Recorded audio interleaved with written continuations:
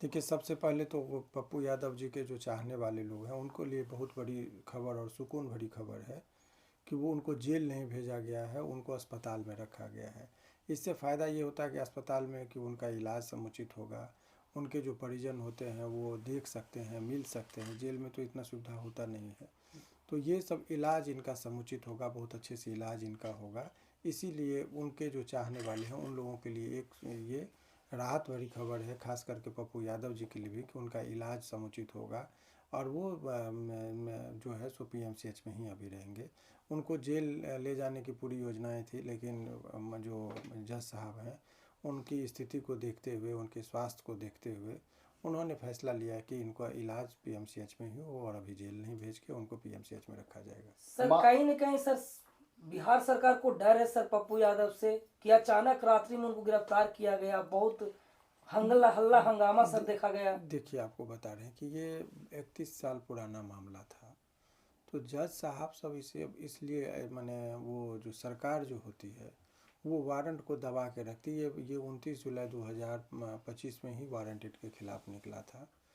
तो ये 6 महीने बाद ये वारंट को क्यों एग्जीक्यूट कराए, क्यों वारंट निकला जुलाई में और गिरफ्तार हो रहा है फरवरी में। तो उसके पीछे सरकार न कि हर व्यक्ति के विरुद्ध कुछ न कुछ कमजोरी पक्ष को छुपा के रखते हैं। तो उस टाइम में भी इनका वारंट का पता चला होगा। तो सरकार इसमें क्या ये होता है कि इनके विरुद्ध वो बोलते हैं कि अभी गिरफ्तार मत करो, जब हम बोलेंगे तब गिरफ्तार करना, और ऐन वक्त पर उठाया जाता है। बहुत सारे लोगों को देखते होंगे कि इलेक्शन में गया नॉमिनेशन करने, उस दिन उठा लेता है। तो सरकार ये सब चीज़ें कुछ लोगों के विरुद्ध ही इस तरह का इस्तेमाल करती है। ये दो बार इनको बेल बॉन्ड कैंसिल वाले मुकदमे में फंसाया गया है या उठाया गया है। इससे पहले आपने कोरोना के टाइम में देखा होगा कि जब कोरोना में इनकी लोकप्रियता बहुत बढ़ रही थी, लोगों के बीच में एक उम्मीद और आशा बनकर, उस दौर में, निराशा भरे दौर में, अगर कोई इंसान उठ रहा था तो वो आदरणीय पप्पू यादव जी थे। तो उनको उस दौर में भी इनको गिरफ्तार करने के लिए एक पुराना केस को सटाया गया। और आज के दौर में भी जब वो बच्ची का, नीट की जो बच्ची है उनका जो दुष्कर्म होने की संभावना जताई गई, उस मुद्दे को ये उठाए थे। उनके माता पिता के साथ जंतर मंतर पर धरना प्रदर्शन करने वाले थे। तो कल उस पर धरना प्रदर्शन माने आज ही के डेट में वो होने वाला था। तो इसी वजह से जो है सो इनको उठा लिया गया कि जो कि बिहार सरकार के वहाँ पे बड़ी आलोचनाएँ होती, लोगों के बीच में मैसेज जाता। तो इस सब चीज़ से बचने के लिए हुई, उनको हो सकता है कि राजनीतिक कारणों से भी इनको फंसाया गया हो। पुलिस पे सर किसका दबाव था कि बेल जो पहले रिपोर्ट आनी थी वो रिपोर्ट बाद में आती है, उसके बाद कार्रवाई होती है, 6 महीने का वक्त लगता है पुलिस को नोटिस भेजने में, और एक नोटिस लेकर पहुंचती है, आधी रात को कार्रवाई करती है। देखिए, ये आपको पता होना चाहिए कि पुलिस हमारे आपका अंग है। पुलिस के कार्यशैली पर हम लोग कोई प्रश्न चिन्ह नहीं उठा सकते हैं, लेकिन इतना बात होता है कि पुलिस जो है जो सरकार के अधीन रहती है। अब सरकार के अधीन एसपी साहब हैं। अब ट्रांसफ़र पोस्टिंग में सरकार जहाँ चाहेगी वहाँ भेज देगा। जो सरकार के साथ सुर और ताल नहीं मिलाएगा उसको सस्पेंड कर दिया जाएगा, उनको सेंट्रिंग पोस्ट में डाल दिया जाएगा। तो सरकार के डर से पुलिस प्रशासन हमेशा उनके इच्छा के अनुरूप ही कार्य करती है। तो जैसे ही, चूँकि ये पॉलिटिकल रूलिंग पार्टी के विरुद्ध में है, ये अभी वर्तमान में निर्दलीय चुनाव एमपी जीतना साधारण लोकप्रियता का सवाल नहीं है। तो ऐसे में जब लगा सरकार को कि कड़ी आलोचनाएं होंगी, पप्पू यादव नेशनल लेवल के लीडर हो चुके हैं, इसमें कहीं कोई दोहराई नहीं। उनकी बातों को लोग सुनता है, समझता है, फैन फॉलोइंग्स ज़्यादा है, चाहने वालों की संख्या ज़्यादा है।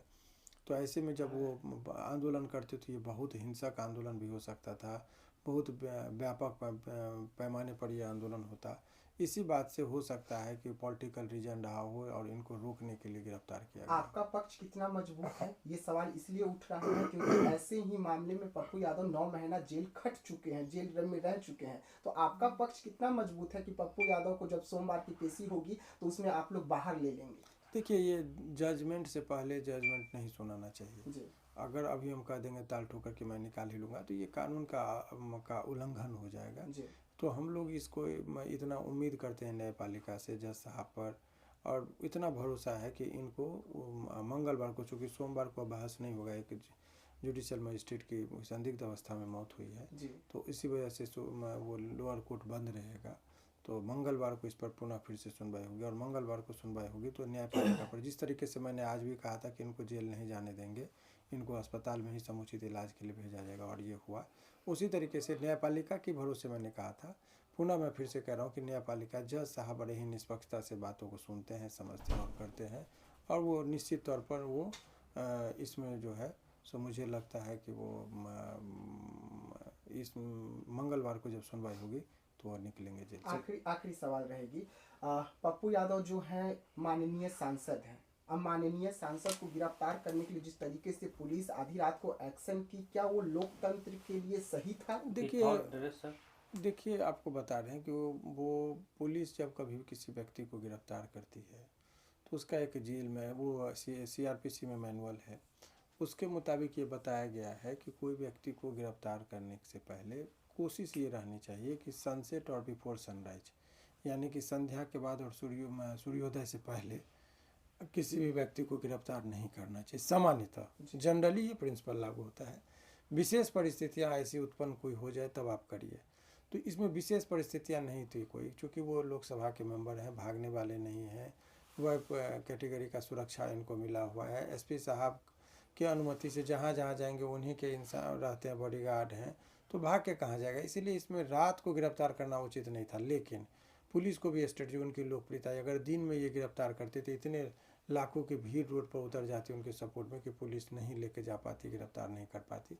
इसलिए भी हो सकता है कि वो रात को किए होंगे, यानी कि ओवरऑल पप्पू यादव जी की लोकप्रियता को देखते हुए पुलिस ने अपनी स्ट्रेटजी बनाई कि इनको गिरफ्तार जो है सो रात में किया जाए। विदाउट ड्रेस गिरफ्तारी करने ये सब अनियमितता है, इरेगुलरिटी है, इस सब के संबंध में भी कोर्ट में बात को रखा जाएगा कि आखिर बिना वो यूनिफॉर्म के वो कैसे चले गए थे वहाँ पर। तो पप्पू यादव कह रहे थे कि हमको जान से मारने की साजिश की जा रही है गिरफ्तारी के समय। देखिए वो तो कोई भी व्यक्ति को खतरा लग ही रहा है कि अभी देख ही रहे हैं कि अभी है कि या तो सरकार में आइए नहीं तो जेल में जाइए। तो ये सब नारा सब जो चल रहा है तो कोई भी आदमी को लगेगा कि मारे, तो वो डरे नहीं, वो आगाह कर दिए पुलिस कि यदि हमको कुछ होगा तो इसमें पुलिस की भागीदारी होगी, सरकार की जिम्मेदारी होगी। तो सर सरकार इसलिए ये काम कर रही है कि सरकार के पक्ष में ये पप्पू यादव आ जाए, उस पार्टी में सम्मिलित हो जाए।